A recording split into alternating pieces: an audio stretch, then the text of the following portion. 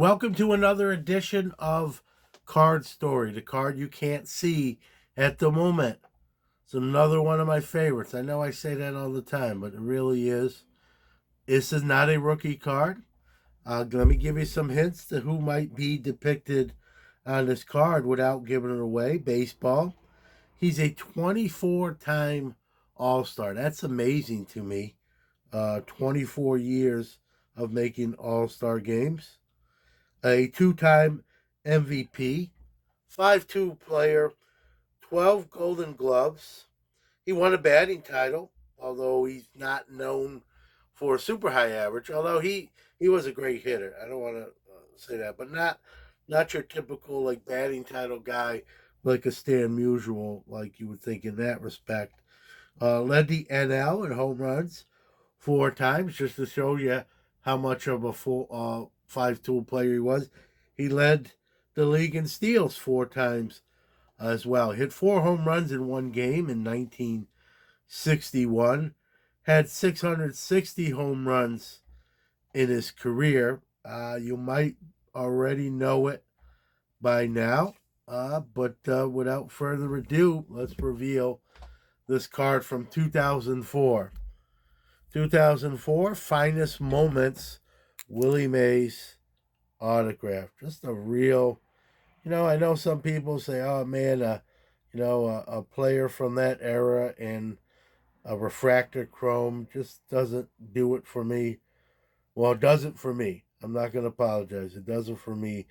Beautiful auto. This is, to be honest, when he was a little bit younger, and was, his handwriting penmanship was still very good. Um, Arguably the greatest living ball player at the time of this recording that we still have. He's 91 years of age. Here, let's turn this card over. There you see the hologram there. Talks about some of his accolades are right there. Just a real pretty card. This card I acquired at a show.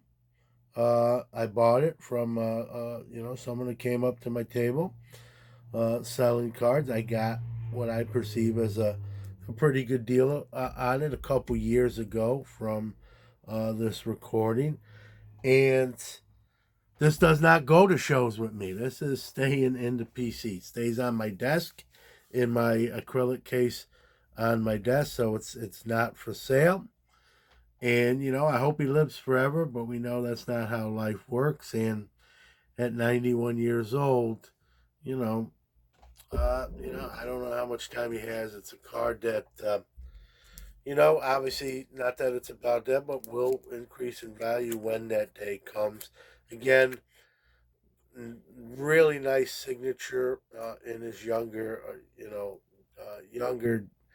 than he is now. And if you see some of his recent, he's 91 years old. I can't sign my autograph that good now, and I'm 49. So I'm not picking on him, but, his signature has tailed off in his elderly years here. Let's talk about some of these accolades. He's arguably the greatest player of all time, right there with Babe Ruth. Sort of overshadowed, although he shouldn't have been in New York because of a guy named Mickey Mantle. But most will tell you, including myself, that this guy was, a better overall player in his career. Quite frankly, lasted longer as Mantle's career was shortened due to injuries. Let's see, made the Hall of Fame on his first year of eligibility, as he should, in 1979. But this is an absurd stat.